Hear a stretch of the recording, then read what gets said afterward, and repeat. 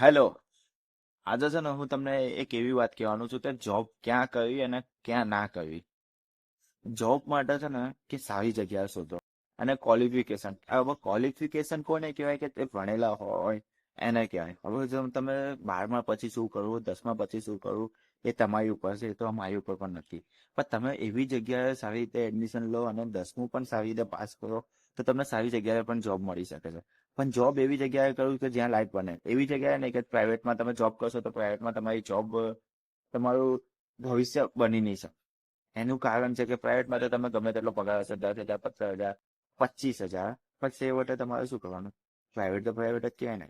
હવે તમને ઘરપણ પણ જેમ કે ઓલ્ડ એજ હશે, ઓલ્ડ એજમાં તમારું શું થશે? ઓલ્ડ એજમાં તમારું કંઈ નહીં થઈ શકે. એનું કારણ છે કે ઓલ્ડ એજમાં તો તમારે પેન્શન આવતું હશે તો કામનું આવશે.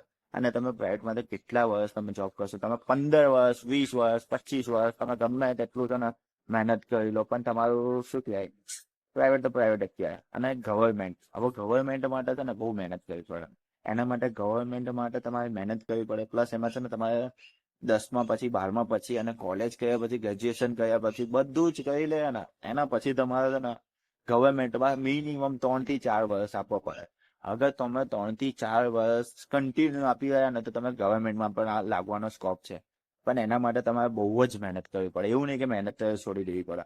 મહેનત કરશો ને તો તમે ગવર્મેન્ટમાં લાગી શકો. અને ગવર્મેન્ટમાં લાગી જશો ને તો તમારું ભવિષ્ય બની જશે, તમારી લાઈફ બની જશે. અને લાઈફ બની જશે ને તો તમારી આખી જિંદગી બની જશે. તો એના માટે છે ને તમે મહેનત કરો.